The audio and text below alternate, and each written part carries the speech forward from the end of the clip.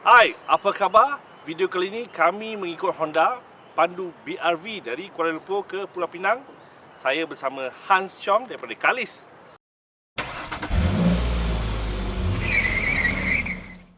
Spesifikasi kita dah tahu, kenderaan ini sama dengan City dengan Jazz 1.5 liter. Transmisi pun sama.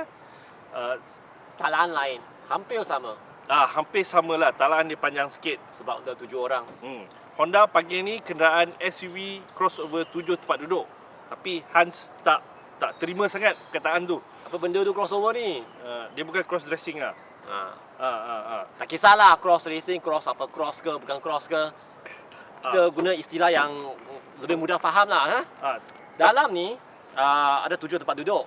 Sama macam Toyota Avanza, Toyota Sienta, Nissan Grand Livina. Jadi saingannya lebih kurang MPV lah. Walaupun luarannya Honda cakap dia sebuah SUV.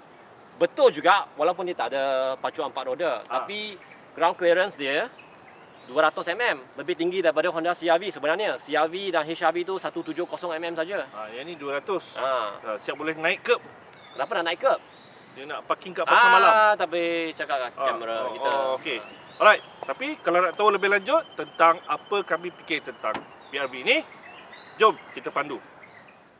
Walaupun nampak remeh, tetapi kelegaan permukaan tanah yang tinggi itu memberikan kebolehan untuk ia dipandu ke tempat yang mungkin mustahil untuk kenderaan biasa seperti yang kami dapati pada pagi penggambaran. Untuk dapat pemandangan yang lebih menarik, kami terpaksa menggunakan jalan tidak berturap dengan tebing yang agak tinggi dari jalan utama. Senang ia lalui. Seperti yang disebut, Honda BRV datang dengan enjin 1.5 liter dan transmisi CVT yang sama pada model Jazz dan City. Memadai setakat ini untuk 2 orang atau 4 orang dalam pemanduan kami dengan keluasan yang agak selesa untuk 7 tempat duduk sehingga tempat duduk barisan yang ketiga. BRV masih ada 223 liter untuk barang di belakang atau sehingga 539 liter apabila kerusi barisan ketiga dilipat. Tahap keselesaan ditambah dengan corong pengawal dingin di belakang. Selain dari itu, BRV juga datang dengan tahap keselamatan yang tinggi dilengkapi DRL jenis LED, 2 beg udara, VSA, ABS, EBD dan HSA pada kedua-dua varian iaitu E dan V. Cukup untuk dianugerahkan 5 bintang dalam ujian ASEAN NCAP.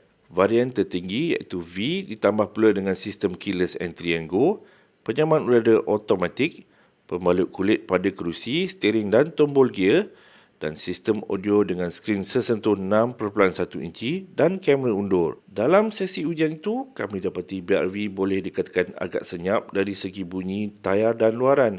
Cuma ada sedikit bunyi angin pada kelajuan lebur raya tetapi ia boleh dikira biasa untuk kenderaan sebegini. Pemanduannya pula agak memuaskan dengan tahap keselesaan yang kami rasa mungkin lebih tinggi dari City di mana ia dapat menyerap jalan yang kurang rata dengan lebih sempurna. Rasa steeringnya pun lebih mantap dari City yang kami rasa agak terlalu ringan. Di jalan kampung atau di lebuh raya, BRV tetap selesa tetapi juga menunjukkan pengendalian yang agak bagus untuk sebuah kenderaan dalam segmen ini.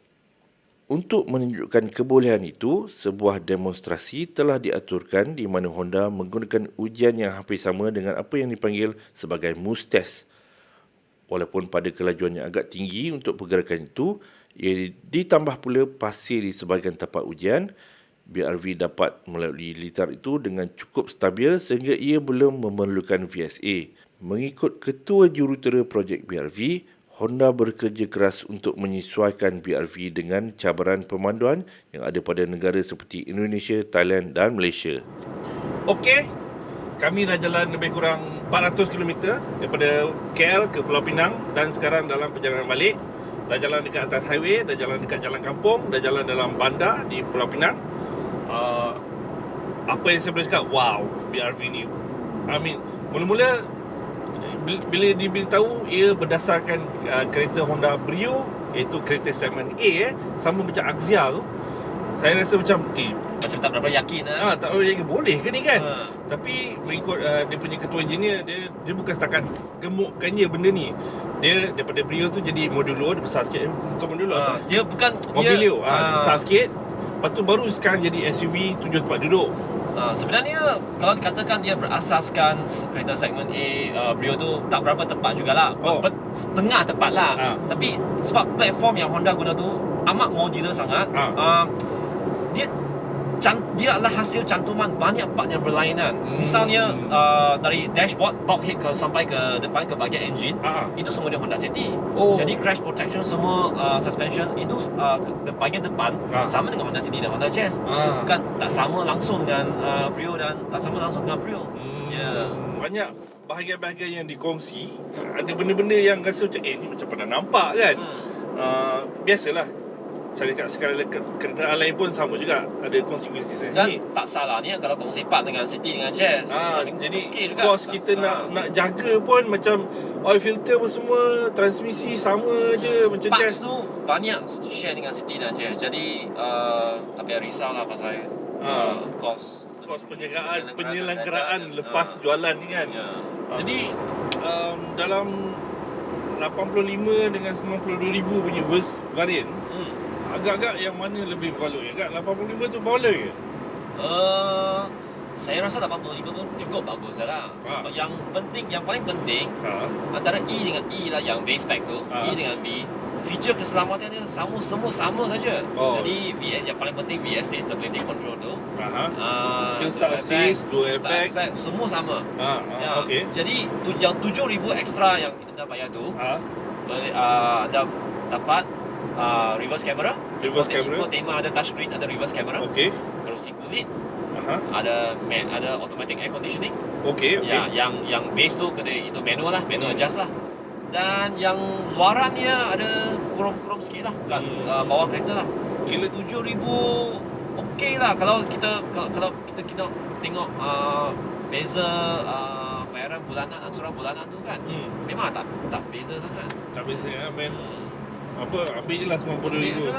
Secara keseluruhan kan, antara kereta ni dengan adik-beradik dia City ataupun dalam segmen jurat harga lebih kurang yang 7 harga tempat kurang duduk 100,000 lah.